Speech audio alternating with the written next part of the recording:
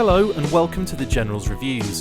I'm Chris McLeod, aka Diagnostik 80 from the Full Force podcast, and I'm joining Justin Bell from What's on Joe Mind and GeneralsJoes to bring you this review of the GIJoe Collectors Club FSS 4 Barricade. Before Justin takes a look at the figure, let's go into the history of the character from his first appearance through to now. File name, Philip M. Holzinger, and born in Pittsburgh, Kansas. The first version of the character was released by Hasbro in 1992 on a GIJoe, a Real American Hero card. The exact same figure was also released the following year on a Battle Corps card, prior to the second version of the character coming out in the same year. His primary specialty was a bunker buster, and his secondary specialty was Badger driver, the Badger having been released in 1991. He wore gold body armour over a blue base and resembled the popular 80s law enforcement officer from the movie, cartoon, TV series and toy line, RoboCop. His entire body and head sculpt were completely original. His head sculpt sported a churlish grin, which added an element of personality to the figure.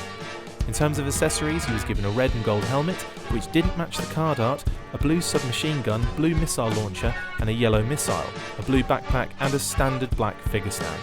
He gets very little comic or cartoon love, if at all. In the comics, we see Barricade on the cover of GIJoe America's Elite number 25, when all the Joes up to that point featured in a front and back cover spread in front of the White House, and then again for the funeral in GIJoe, a Real American Hero number 214, The Death of Snake Eyes Part 3. The entire team turn out for the funeral, and GIJoe.com identifies the figure at the far right at the back row in dark grey as Barricade. There have been 4 versions of Barricade, including the FSS offering. The second version was released on the same Battle Corps card that the second iteration of the first version had come in. Following me? I'm not. This figure was gold and red, which matched the original helmet colouring. The figure came with the exact same accessories as version 1, and the card art remained in the original colours. Barricade version 3 came in a Toys R Us Anti-Venom Task Force exclusive Valor vs Venom 6-pack with Charbroil, Duke, Mutt, Roadblock and Sergeant Lifeline. It used the same mould as the first 2 versions of the character, only this time with a fancy new colour scheme. In order to match his new team decos, Barricade was now decked out in a dark green armour with a beige and light brown colouring underneath. The figure subscription service version Justin is looking at today is the 4th version of the figure and relates to the original 1992 character. So without further ado, here is Justin with the review. Taking a look at the package for the FSS 4.0 Barricade, you can see it's very vintage stylized with the GIJoe Real American Hero logo up top. Some great customized package art. I'm not sure if Adam Riches did this particular package art or not. He's done a lot of the FSS package art. You can see it's obviously was created just for this figure, as it's got much more of the accelerator suit look and feel to the package art itself rather than the old vintage style. It's got the Bunker Buster codename Barricade codename right up there, the little Hasbro logo down there, and the figure is nicely presented within the package. It's very, very much like you would expect a vintage GIJoe action figure to look, which I think has been one of the draws of the FSS. A lot of people seem to be into that. I'm not big into keeping my figures mint on card, but I can't deny that the explosive packaging aesthetic is pretty cool. On the back, you can see it's got a big blown-up version of the Barricade package art, the GIJoe Club exclusive terminology right here, 403. It's FSS 4, figure 3. And it's got the file card right down here, which is a nice touch, just like you would expect a vintage file card to look.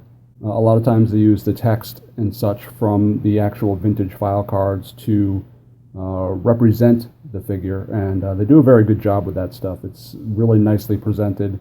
GIJoe fans everywhere are really appreciative of the file cards especially, and the Collectors Club did a great job of making this one look and feel like it was released in the 1990s. And in fact, the packaging is much more reminiscent of how figures looked in the 80s, not the 90s, so it's kind of an interesting touch.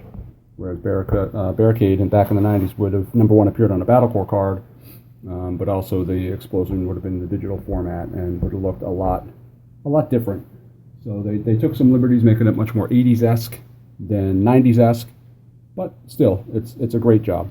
And typically what I try to do when I open these packages is I take my little handy X-Acto knife here and trim right along the edges. I may not like keeping my figures on card, but I can appreciate quality package art. So I try to cut the bubbles away and retain as much of that classic artwork in the background as I can. I keep all of my FSS card backs just because it's a neat representation of G.I. Joe. The package art has always been a big part of the appeal of the G.I. Joe Real American Hero line. So as I cut this free, you can see it leaves the card pretty much intact. No nasty tear lines or anything like that. And you end up having a nice card to display if you so choose. And there's Barricade, and we will look at the figure itself coming up. Hey, how are you? This is Justin from GeneralsJoes.com taking a look at the G.I. Joe Collectors Club FSS 4.0 Barricade.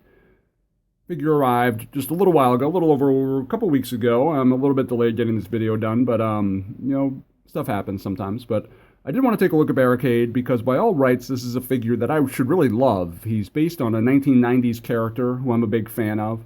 He uses a lot of parts from the Rise of Cobra Accelerator suit G.I. Joe figures, and I actually love those figures too, even if their inclusion in the movie was a little bit dubious.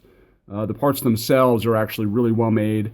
Nicely articulated, well sculpted. They're some figures that really don't get the respect they deserve sometimes, and Barricade uses a lot of those parts, so you'd think that I would really like the end result. The fact is, I'm not all that crazy about it. You can see the figure here, standing there on his codename Barricade G.I. Joe battle stand. He's got his blue axe, he's got his blue grappling hook launcher with gold grappling hook, he's got a submachine gun in the right hand, he's got a gray shotgun in the left hand, and he's got a great blue pistol in a little holster that was added to his waist. The helmet is also from the Accelerator suit figures, and as you can see, it does pop off, revealing a head sculpt underneath of another Rise of Cobra figure, or that was originally a Rise of Cobra figure. And it was, I believe, used in the Aqua Viper Officer, who was kind of a black and red lamprey wannabe. The head looks generic enough to work as Barricade. It's obviously just a standalone head. Doesn't have the little kind of face sleeve that went around it like the original Barricade did. Actually, no, the original Barricade didn't really have a face sleeve. It was he had that kind of exposed head too, just had a little bit tighter turtleneck. But as you can see, he's got the Accelerator suit torso and legs. He's got the 25th anniversary Battle Armor Cobra Commander arms, which are okay. They end up being a little short and stubby. Look a little bit distinctive to that figure in order to work really well for Barricade. One complaint people have is with the helmet, and I kind of agree with that. Barricade's original helmet had the bottom half of the face removed, and this one is actually kind of the opposite. It flips up, the visor flips up like that, like it did in the movie, and but you can see that the visor flips up like it did in the Rise of Cobra movie. So you can see his eyes, so it's a little bit opposite of what the original Barricade looked like. But it's not bad. It's a nice look. I actually like the helmet quite a bit. The gold, they went with kind of a brushed pattern over it to kind of dull the color a little bit. Makes it look a little bit different than the 90s version, which isn't terrible. It's okay. I like the blue shade. The blue shade is pretty bright. A little bit brighter, actually, than the original. There's his submachine gun and his shotgun. But so that's just kind of a look at the figure as a whole. I think as far as color breaks go, they could have stood to put maybe a little bit more blue right there. I think there's an overwhelming amount of gold that kind of detracts a little bit from the way the figure looks. There's a little bit more blue on the back, which is appreciated. I think it looks really cool on the back side.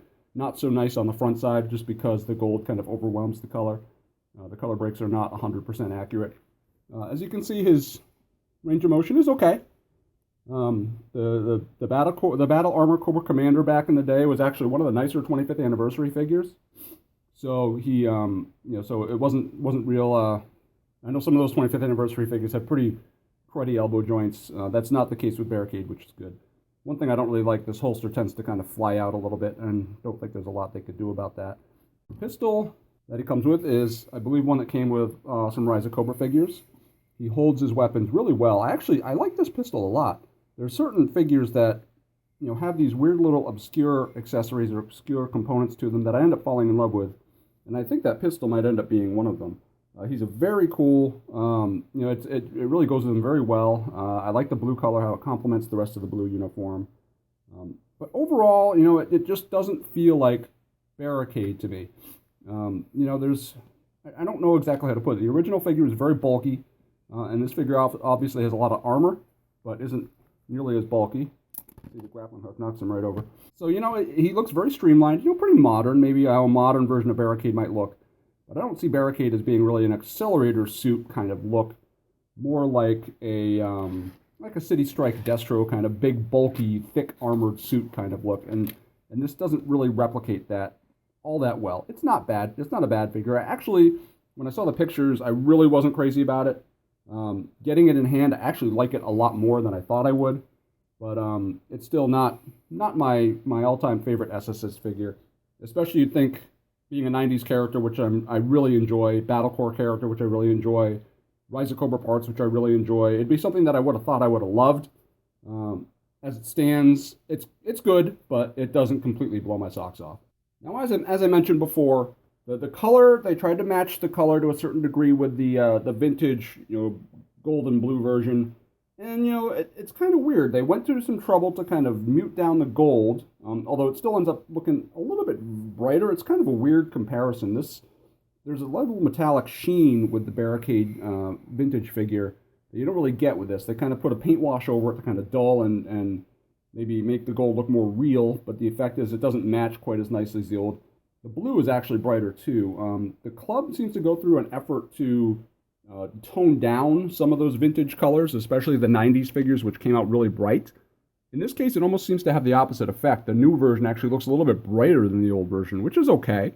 I don't mind bright colors. Anybody who knows me knows that I have no issue with the brighter colors. But, it ends up looking a little bit different than his vintage counterpart, which isn't a terrible thing. But, I'm not a guy who wants his new figures to exactly resemble the old ones.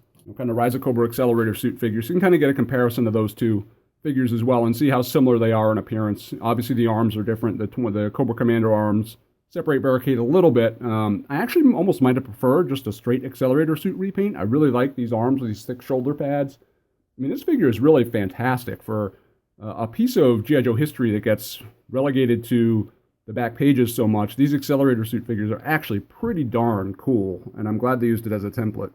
On the surface, this should be a figure that I love. Based on an era of G.I. Joe that I have a real appreciation for, using some Rise of Cobra parts, Barricade should be pretty much right up my alley. And he almost is, but not quite. The color breaks are not quite what I had hoped for. The Accelerator suit parts look more cybernetic than like heavily layered armor that you'd expect a bunker buster to wear. The 25th anniversary arms don't give him great range of motion, as you can see, as I'm trying to get him to hold this submachine gun that's not working out too well. So there's a few things that just make this figure not quite shine in the way I would have liked him to shine.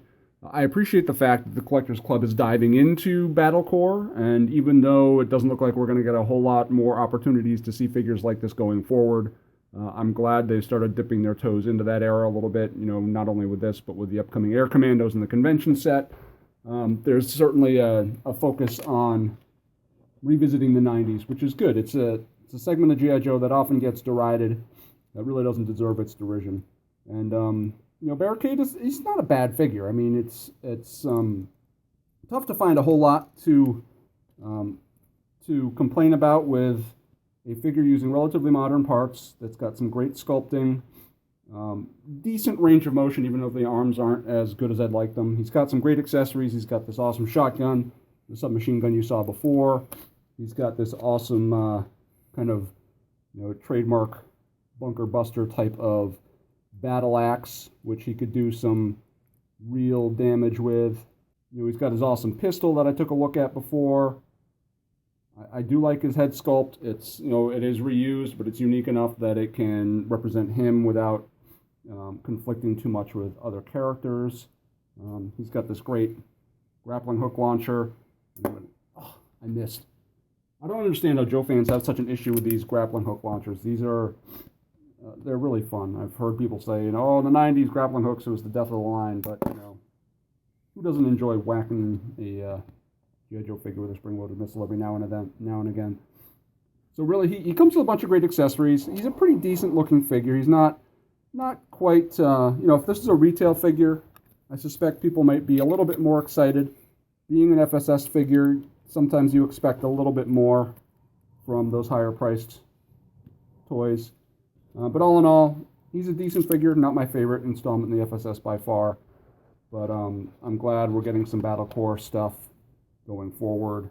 And hopefully this is just a small little hookup in the rest of the FSS. I know I'm already anticipating the next shipment to be coming very shortly, and I'm hoping that's something that makes me smile a little bit more than Barricade does. Barricade's not bad, but it could be a little bit better. But anyway, that's the Figure Subscription Service 4.0 Barricade. I hope you've enjoyed this General's Joe and Tell video. Thank you very much to Chris McLeod for his assistance as always. Like my page if you like what you saw. If you didn't like what you saw, leave me a comment and let me know. Check out the written review on GeneralsJoes.com, and thank you very much for watching. Thanks for watching this review by Justin Bell of GeneralsJoes.com and What's on Joe Mind, and from myself, Chris McLeod, aka Diagnostik 80 from the Full Force.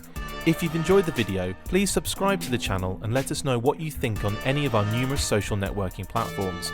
Goodbye, and see you next time for another General's Review.